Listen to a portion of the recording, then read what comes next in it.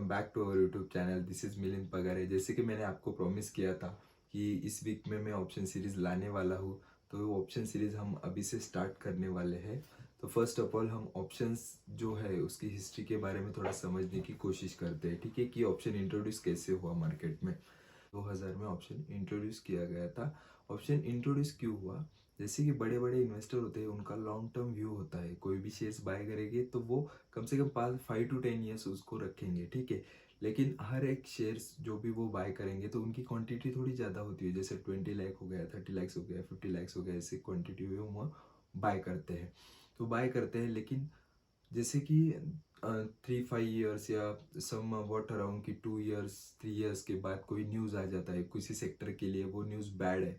तो बैड होने के कारण वो जो शेयर्स है वो नीचे आ जाते हैं, ठीक है। तो नीचे आने के बाद बट ऑब्वियस है कि उनका पोर्टफोलियो उनको निगेटिव दिखेगा। तो निगेटिव दिखना नहीं चाहिए, या उनको कैसे हेज कर सके, संभाल सके। तो उसकी वजह से उन्होंने क्या किया कि ऑप्शन को इंट्रोड्यूस किया। इन द सेंस कि अभी सपोज कंसिडर कि ये डिक्लाइन स्टेज अभी चालू है, ठीक है। तो उनके जो शेयर्स है वो नीचे आने वाले हैं, उनको पता है, तो वो पी बाय करके रखेंगे। तो वैसी तरह से हेज करेंगे उनकी पोजीशंस को कि लॉन्ग टर्म में वो प्रॉफिटेबल रहे, ठीक है। इसकी वजह से ये ऑप्शन जो है वो इंट्रोड्यूस किया गया था, ठीक है। और ये इंट्रोड्यूस करने के बाद समवॉट अराउंड 2007 और 8 में यहाँ पे ऑप्शंस में वॉल्यूम आना शुरू हो गया, यानी लिक्विडेट होना शुरू हो गया, ठीक है। चलो भाई, बायर्स एंड सेलर्स क्या होते हैं, बराबर, दोनों में कॉन्ट्रैक्ट कैसे होता है एक एग्जांपल से हम समझते हैं, ठीक है। चलो, एक रमेश नाम का पर्सन है और एक सुरेश नाम का पर्सन है, ठीक है। सुरेश के पास है ना एक लैंड है, ठीक है। लैंड की अभी प्राइस चल रही है 10 लाख रुपीज, ठीक है। और ये रमेश है के एक सुरेश है के, ठीक है। तो सुरेश के पास लैंड है, उसकी सेलिंग रेट अभी 10 लाख रुपीज चल रही है, उसको ये लैंड सेल करनी है, ठीक है। और A is interested to buy this land, in the sense Ramesh is interested to buy this land. Suresh के पास जो भी लैंड है वो रमेश बाय करने में इंटरेस्टेड है। अभी रमेश बाय करने में क्यों इंटरेस्टेड है? रमेश को पता है कि ये जो लैंड है इसके नजदीक से एक हाईवे जाने वाला है, ठीक है। एक हाईवे जाने वाला है, ठीक है। तो इसकी वजह से ये लैंड की जो भी प्राइस है ये कम से कम 50 लाख के आसपास जाएगी, ऐसे रमेश को लगता है, ठीक है। बट सिनेरियो क्या है, अभी रमेश के पास उतने पैसे नहीं है, इतनी अमाउंट नहीं है कि 10 लाख रुपीज दे के वो लैंड परचेस कर सके, ठीक है।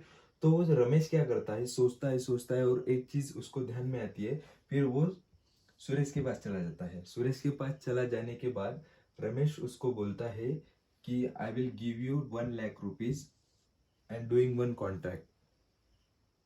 कि रमेश बोलता है कि मैं आपको 1 लाख रुपए देता हूँ, उसके बदले में मैं कॉन्ट्रैक्ट 1 मंथ का करता हूँ कि 1 मंथ के बाद मैं बचे हुए पैसे, यानी 1 लाख रुपीज के बाद 9 लाख रुपीज बचते हैं, तो वो 9 लाख रुपीज मैं आपको 1 मंथ के बाद दूंगा, लेकिन ये लैंड मुझे ही चाहिए, ठीक है। ये कॉन्ट्रैक्ट कौन करता है? रमेश करता है सुरेश के साथ, ठीक है।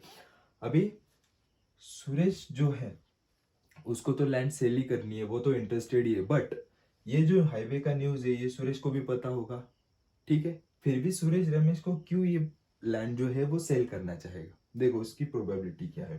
अभी सुरेश को ये पता है कि ये जो हाईवे का न्यूज है वो साल में कम से कम 2-3 बार आ चुका है, ठीक है। अभी 2-3 बार आ चुका है और वो फेल हो गया है। तो अब इस बार भी सुरेश को ऐसे लग रहा है कि इस बार भी ये एग्जीक्यूट प्लान नहीं होगा, इसीलिए सुरेश उसको सेल करने में कंफर्टेबल है, फील कर रहा है, ठीक है। लेकिन न्यूज आ जाता है 1 मंथ में, तो उसका वैल्यूएशन हो जाएगा 50 लाख रुपीज, और सुरेश को देने हैं रमेश को पैसे सिर्फ 10 लाख रुपीज। तो 40 लाख रुपीज का बेनिफिट कौन उठाएगा? रमेश उठाएगा, ठीक है। जैसे कि उन्होंने टोकन अमाउंट जो सुरेश को दी है, ठीक है, उससे वो बेनिफिट उठाएगा। अभी सिनेरियो क्या हो जाएगा 1 मंथ के बाद सपोज वो न्यूज आती नहीं है, ठीक है। अभी Ramesh is liable to give 10 lakh rupees to the Suresh, ठीक है। अभी कैसे भी करके उसको वो देना है। तो सुरेश का बेनिफिट क्या है इसमें कि उसको 1 लाख रुपीज ऑलरेडी मिल गया है, और 1 मंथ के बाद ये कॉन्ट्रैक्ट ब्रीच करता है, रमेश कॉन्ट्रैक्ट ब्रीच करता है, यानी रमेश के पास पैसे नहीं रहते, यानी नहीं आते, तो भी 1 लाख रुपीज सुरेश को मिल रहा है। और लैंड का जो न्यूज आता है, लैंड का परचेस रेट है, यानी इन द सेंस वो जो रेट है वो भी बढ़ता है, फिर भी सुरेश को 10 लाख रुपीज मिल रहे हैं, यानी दोनों ही प्रोबेबिलिटी में सुरेश को बेनिफिट होने वाला है। ठीक है, अभी इस होल सिनेरियो को हम हमारे ऑप्शन की भाषा में अभी समझते हैं। ठीक है, अभी रमेश हो गया बायर, सुरेश हो गया सेलर।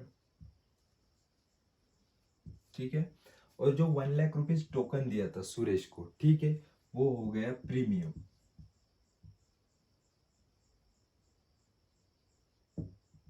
ठीक है, और जो 1 मंथ पीरियड था, 1 मंथ पीरियड था, वो हो गई एक्सपायरी। बरोबर, ये तीनों चीज समझ में आ गई। ये बायर है, ये सेलर है, जो टोकन अमाउंट दिया था वो प्रीमियम के तौर पे हो गया, और जो उन दोनों में जो जे जितने दिन था वो कॉन्ट्रैक्ट था 1 मंथ का, उसे हम एक्सपायरी कहते हैं। भी बैंक निफ्टी में जैसे हम देखते हैं कि बैंक निफ्टी में वीकली एक्सपायरी होती है, निफ्टी में वीकली एक्सपायरी होती है, स्टॉक्स में मंथली एक्सपायरी होती है। ठीक है, 1 मंथ 2 मंथ 3 मंथ तक एक्सपायरी रहती है। ठीक है, अभी ये सारी चीज आपको समझ में आ गई। इस एपिसोड को समराइज करते हैं गाइस। देखो, आज हमने अभी क्या लर्न किया हमने कि बायर्स क्या होता है, सेलर्स क्या होता है। ठीक है, दोनों में कॉन्ट्रैक्ट कैसे साइन होता है, और कॉन्ट्रैक्ट के अगेंस्ट में बायर्स ने टोकन कैसे दिया। ठीक है, इन द सेंस वो प्रीमियम हो गया, और एक्सपायरी इन द सेंस कितने दिनों के लिए कॉन्ट्रैक्ट है, ठीक है, वैलिड है, वो हमने अभी यहाँ पे समझने की कोशिश की। ठीक है, अभी नेक्स्ट एपिसोड में हम ये समझेंगे कि जो बायर्स होता है उसकी प्रोबेबिलिटी क्या होती है, सेलर्स होता है उसकी प्रोबेबिलिटी क्या होती है। ठीक है, और दोनों में जो भी कॉन्ट्रैक्ट होता है, और वो प्रोबेबिलिटी किसकी ज़्यादा है किसकी कम है। ठीक है, इसके लिए हमें क्या इम्प्रूवमेंट लाना पड़ेगा, जब हम बाय करेंगे तो हमें क्या करना पड़ेगा, सेल करेंगे तो हमें क्या करना पड़ेगा। ठीक है, और एक चीज की, ये पूरा बेसिक से हम एडवांस तक जाने वाले हैं। ठीक है, आज ये बेसिक हो गया एक क्लास, नेक्स्ट क्लास में हम सी पी जो मैंने बोला है, ठीक है, जैसे प्रोबेबिलिटी है किसकी ज्यादा है किसकी कम है, क्यों है, ये सब रीजन भी समझेंगे। ठीक है, उसके बाद जो भी स्ट्रैटेजीज होगी, जैसे आयरन कंडर हो गया, स्ट्रैडल हो गया, स्ट्रैंगल हो गया, ठीक है, कवर्ड कॉल हो गया, ये सब स्ट्रैटेजी भी हम लर्न करने वाले हैं। तो आप ये वीडियो को जो है ना सेव कर लेना, नहीं समझा तो 1-2 बार देख लेना कि एग्जैक्टली ये कैसे होते हैं, आप कैसे होता है एग्जीक्यूट, कैसे होता है कॉन्ट्रैक्ट, कैसे एग्जीक्यूट होता है। और चैनल पे नए होंगे तो चैनल को सब्सक्राइब करिए, क्योंकि ये आपको बेसिक टू एडवांस पूरा नॉलेज मिलेगा। ठीक है, तो चैनल को सब्सक्राइब कर लीजिए, बेल आइकन को हिट कर दीजिए, ताकि मैं जब भी कोई नया वीडियो लाऊं, क्योंकि हर वीक में मैं कम से कम 2 वीडियो लाने की कोशिश करूंगा, ज़्यादा भी लाऊंगा कभी कभी, लेकिन 2 वीडियो लाने की कोशिश करूंगा, ताकि आपको जल्दी से जल्दी ऑप्शन सीरीज जो है वो समझने में और एग्जीक्यूशन में फ़ायदा हो। ठीक है, और वीडियो अच्छा लगा हो तो वीडियो को लाइक और शेयर कर देना गाइज। वीडियो यहाँ पे ही हम खत्म करते हैं। Thank you very much video last तक देखने के लिए।